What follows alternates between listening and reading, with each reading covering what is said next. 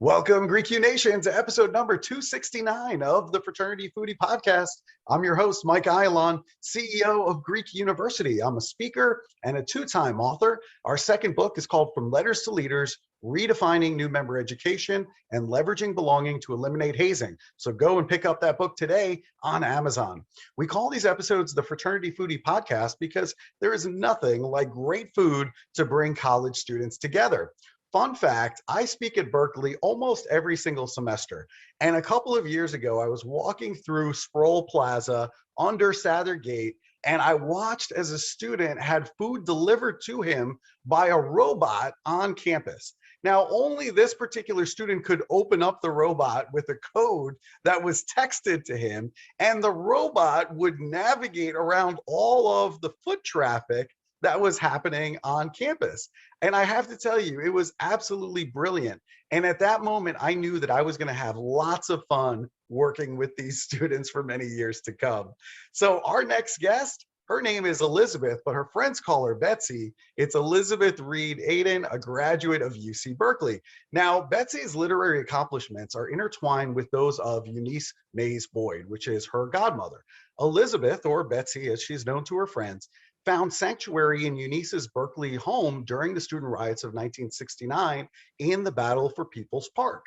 There she read a draft of Eunice's last mystery. It's called The Vacation to Kill For. So watching Eunice go through the process of writing ultimately inspired Betsy to write her own book.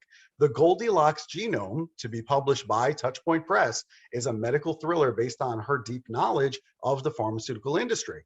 And her next book, HEPATITIS Beach From Beach to Boardroom in a Pre-Me Too World, which is going to be published in 2024, focuses on her time and research in Melanesia, where she did her doctoral research. She studied the natural history of hepatitis B virus on a remote island with no Western amenities. She went native and found time to enjoy the beach. During the 1970s, it was a very different and challenging environment for a woman in academia. She describes how she navigated the pre-Me Too world and her rite of passage into a successful career in the pharmaceutical industry. Welcome to the show, Betsy.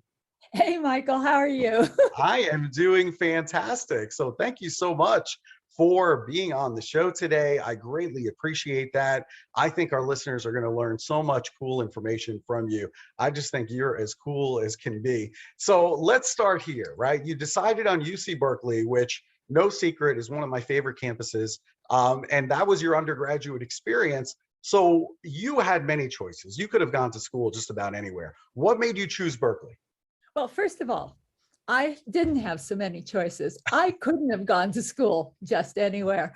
I barely got through college with a high school with a B- average.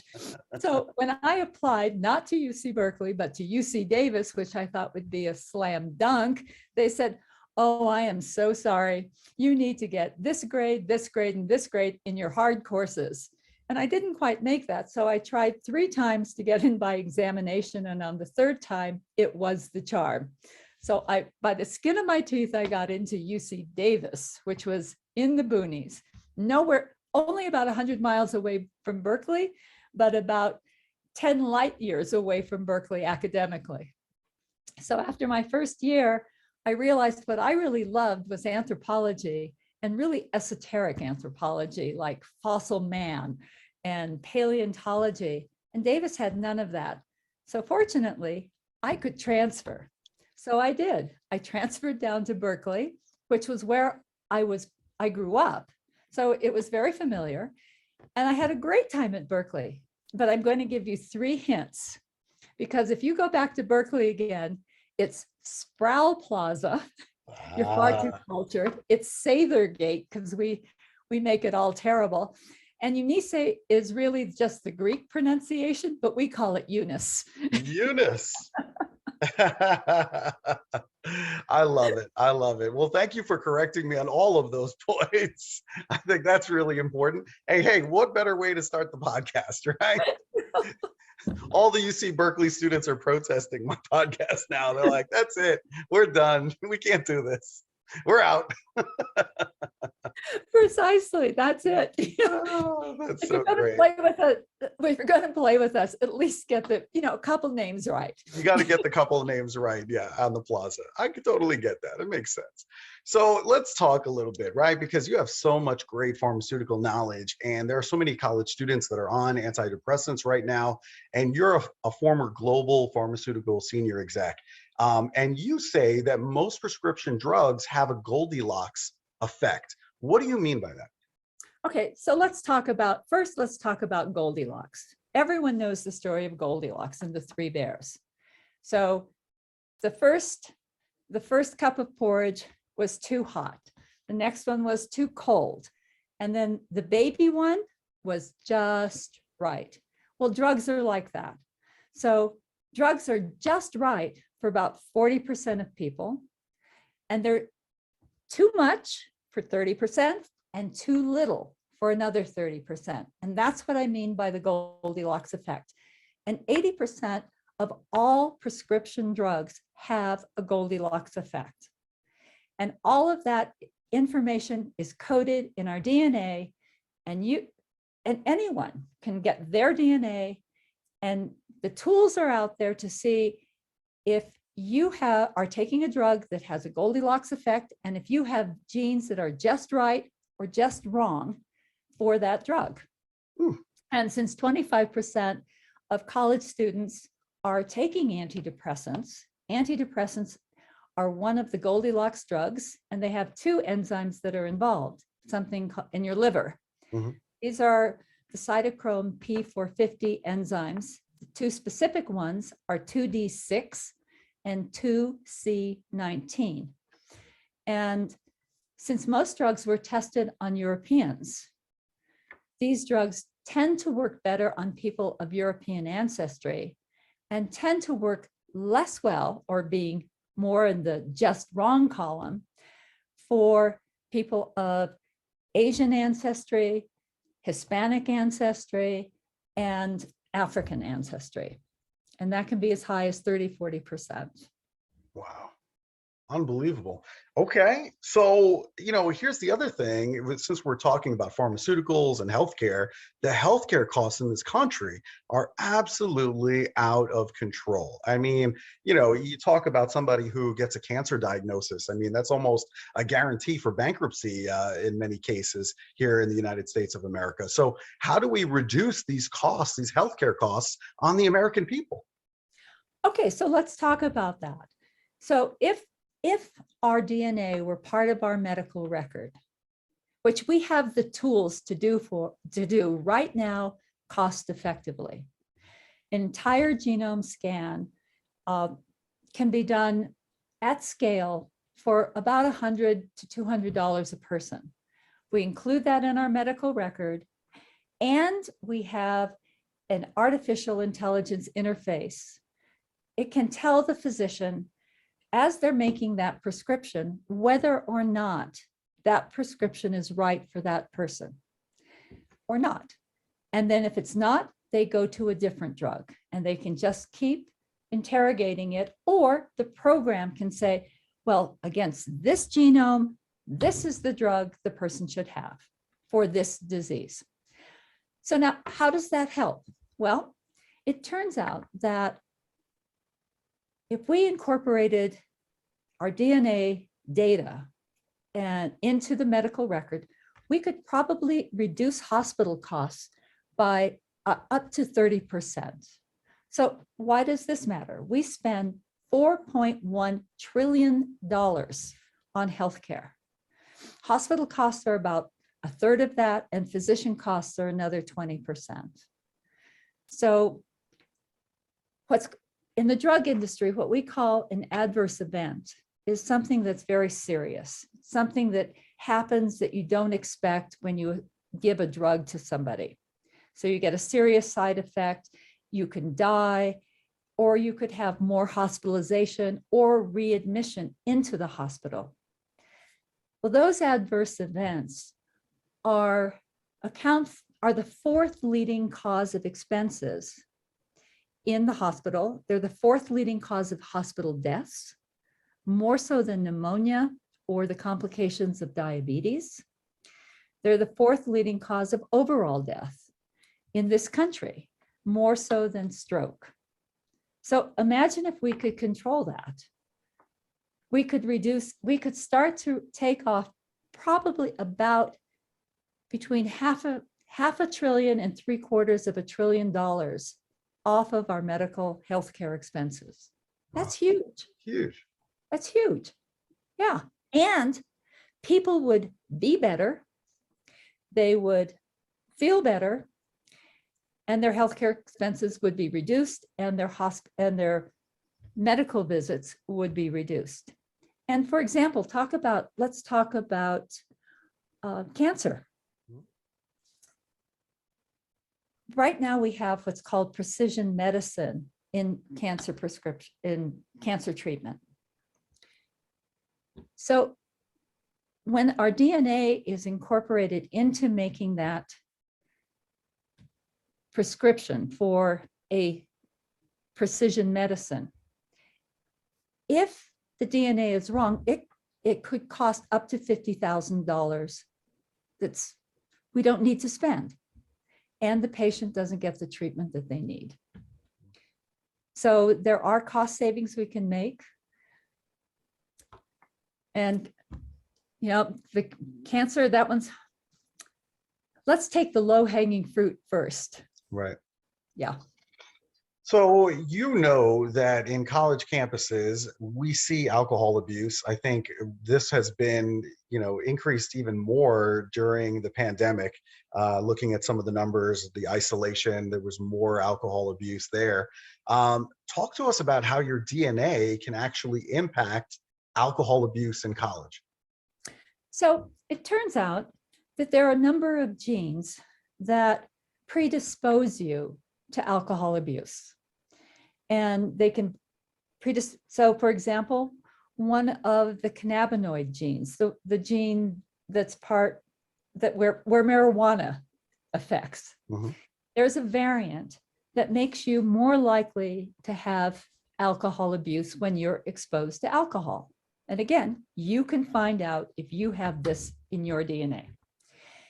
There are other pathways. There's more than one way to get to alcoholism. I think we all know that. And there's more than one gene that's involved in getting you towards being susceptible to alcohol. And one of them turns out to be something that's called, that's involved, it's alcohol dehydrogenase metabolism. So when alcohol goes into your body, there's a genetic variant that one processes alcohol really quickly, and then you get all these side effects and you feel miserable and you're just, why would anyone drink this? Forget it. It's horrible. I have a hangover. I feel like crap. Versus the slow metabolizer, who just says, I'm not feeling anything. I don't understand why you're passed out on the couch, because I'm feeling nothing. So bring it on. Give me another shot. Give me another shooter. I want to feel good, and I'm not there yet. And that particular gene is, what happens is that the alcohol is metabolized really, really slowly in the liver. So it takes a long time to feel the effects. And as a result, if you don't know about it, you can just keep feeding that need. But if you do understand that this is something you have, well, then you can actively take control over how you want to drink and understand that this is the way your body works. And if you don't take control of that, these same people who are the slow metabolizers are also then in later life at much higher risk for liver cancer, throat and esophageal cancer, all the cancers that are associated with alcohol abuse. So I think it's important to understand what are your risk factors, what is genetic, what kind of control you can have behaviorally. And for things like alcohol, if you can control. Makes sense to me. You're also seeing some new opportunities in neurodegenerative and cardiovascular diseases. So, in your opinion, how can we increase hope in future patients who have either one of these diseases? Okay, so let's take one step back to the to cancer. Mhm. So when I started in this industry, everyone believed that cancer was organ specific. Oh, you have cancer of the colon. We're going to treat your cancer of the colon. You have cancer of the pancreas. Let's treat the pancreas. Breast. It's all about the organ. And when I was at Roche, Genentech developed what's called Herceptin as a drug. And it turned out that it worked specifically only on tumor cells that overexpressed a protein or a gene called HER2. And that's why it's called Herceptin. And it turns out that HER2 was found in breast cancers, in some colon cancers, in some pancreatic cancers, and some other cancers. So all of a sudden, our paradigm changed from it being organ specific to having a specific genotype. So the phenotype was breast cancer, but the genotype could cover breast, colon, pancreas, as long as that tumor was known to overexpress HER2. So that changed the world, and that's why we're into precision medicine today. So that's not neurodegenerative disease and cardiovascular disease are analogous. So what does that mean? I have atherosclerosis. Well, I don't actually, but if I did have atherosclerosis, there would be one type of treatment for that, just one. But how did I get atherosclerosis? Well, did I get it because of too much inflammation? Did I get it because of fat? Did I get it because of my genetics? I don't know. And right now, my physician doesn't know. But we have the tools to sort out these different types, the etiology of different types of atherosclerotic disease. And if we know the etiology, we know the pathway metabolically, and we can design pharmaceuticals to intervene at specific points so what is good for lipid, from atherosclerosis that comes from lipids, from fats, is not going to work for that which comes from inflammation. So that's because we keep the phenotype of atherosclerosis the same. We have to do these mega trials with 20, 30,000, 40,000 people to see some effect.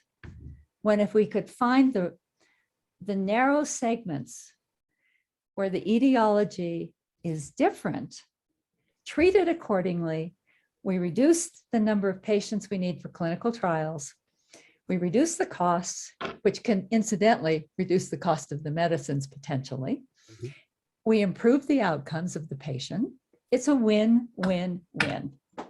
Wow, that is really cool. I mean, you must be involved in some really cool things. I mean, you sit on a couple of board of directors now. So talk to our audience a little bit about what companies you're working with now. What do they do? So I'm on the board of Insulin, which is a gene therapy company. And gene therapy, after 30 years, is finally making an impact in the pharmaceutical treatment of disease. So right now, gene therapy is, you could think of it as gene replacement. It replaces a gene that most people are missing. Well, insulin is different because it's not replacing a gene that you're missing. It's actually adding a regulatory element into a complex disease, not a rare disease, not a single, problem disease. It's diabetes, type 1 or type 2 diabetes. And what it does is it has the potential to regulate insulin and based on what your blood glucose is. So if it's too much, then the gene kicks in. If it's just right, the gene does nothing. So that's pretty cool. That has the potential to take gene therapy from a rare disease into a mainstream disease. And it could be applied to diseases beyond diabetes, including a whole bunch of other diseases. I won't go into those. Very nice. So the other company that I'm working with is completely different. It has a small molecule, and it's called JVS, and it has developed an amazing biocide that, I know that sounds really awful and so non-green. It's like, who wants to kill life? Well, sometimes you do want to kill life, especially if it's a bacteria that can kill you. So it's your choice always. So this has very broad spectrum antimicrobial, antibacterial, antiviral properties. And uniquely, it doesn't, because it's so comprehensive in its killing, it doesn't allow for resistance to occur. And uniquely, if you put it on a surface and clean the surface, 24 hours later, nothing has grown on that surface. Even if you touch it, you contaminate it, you do whatever you want to it, as long as you don't wash it. If you don't, as long as you leave that biocide on the surface, you're good. So you can't pick up COVID, you couldn't pick up anything actually. So we're looking at that for wound healing, which is a huge unmet medical need. In treatment of diabetic wound ulcers is not all that effective. So there's a big need for it. And secondly, we're looking at it for cleaning endoscopes, which is a huge problem in terms of bacterial growth, and it's ugly. So we're pretty excited about it, and we hope to start clinical trials probably in the next year or so. I love it. I think it's great that you're doing all of this stuff. I mean, this is cutting edge. You're also an advisor at Stanford for startup companies.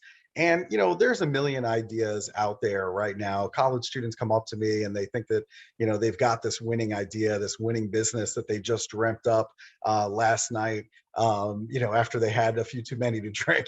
So how do you know which ones are the winners? Well, first of all, you never know exactly which ones are the winners. So you just hope that you put the odds in your favor.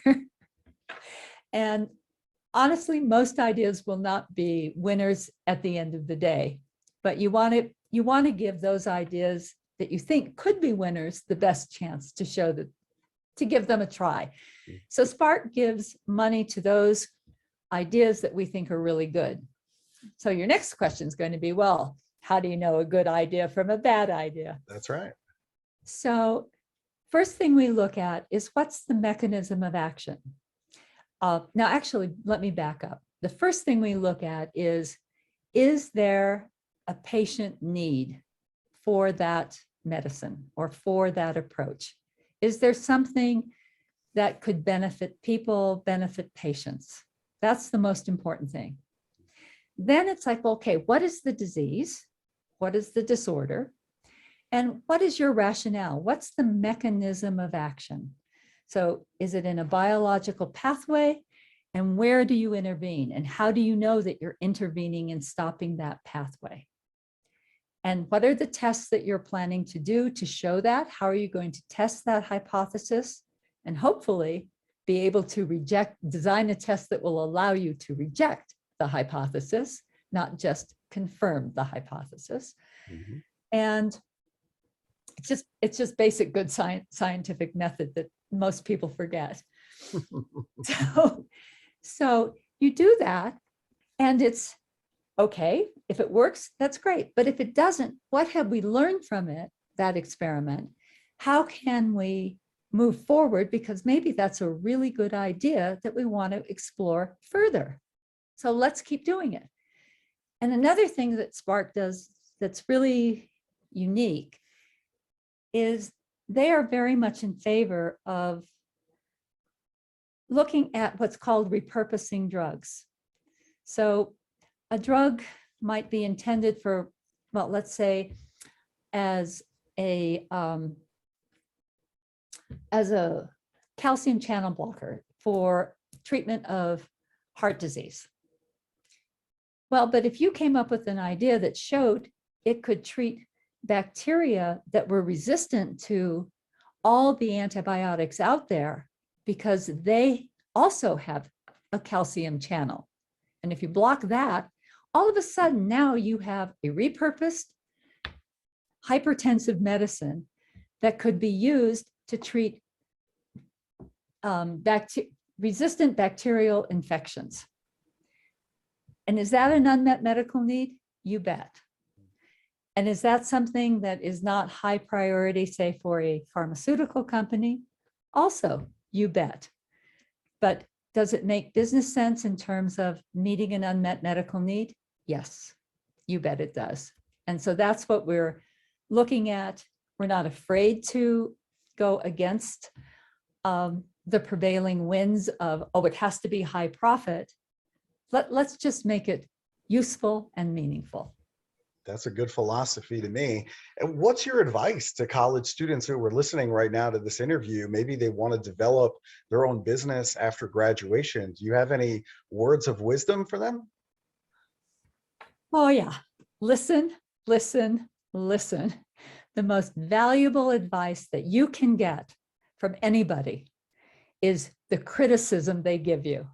It takes so much more time to go and call someone up and say, you know, I have this problem, this problem, this problem. Can you help me? Listen, because most people just want to blow it off. They just say, nah, you know, I don't want to hear that. The second piece of advice is never, ever believe your own PR. That's when you get into real trouble. Yep. Yep. That's very, very sage advice right there. Oh my goodness. Very, very good. All right. Well, listen, I think those are great tips for students to think about. And obviously you're living in Berkeley right now, and there's a ton of great restaurants near campus. We love good food here at the Fraternity Foodie Podcast. So where should I go for a great meal the next time I'm speaking on campus? So it depends on your budget. So if you want to go to the real high end, go to Chez Panisse, but only if you book exactly 1 month in advance, exactly in the first hour that they accept reservations, and hopefully you're on an expense account. Barring that, we've got great pizza at Cheeseboard, which is phenomenal. Zachary's, and a place in Albany, actually, or Kensington, called Benchmark Pizza. If you want New York, go to Saul's, and that's all in the gourmet ghetto. And there's a fabulous bakery called Massa's, where the chef was trained in Zurich, and it's stunning. So depends. We've got a ton of vegan places with faux meat called the Butcher's Son, and then there's a Chez Panisse knockoff from former chefs called Fava, and newer restaurants called Lulu and Ipuku, and you could just have fun du jour. Man, oh man, that's like a week's worth of restaurants. I'm never going to leave Berkeley now. I'm going to be just testing everybody's food. And by the time you leave, you'll be able to speak our language. I know. By then, I'm actually going to be able to pronounce things the right way. We can only hope, right? I mean, come on. Just feel bad for me. The poor guy, he doesn't know anything. You know? We'll work at it. We'll work on it together. You'll train me. It'll be like an apprentice. It'll be great. So if our college students, if they have questions for you or they want to pick up some of your books, where should they go to connect with you? Well, they can go to my website. What a shocker.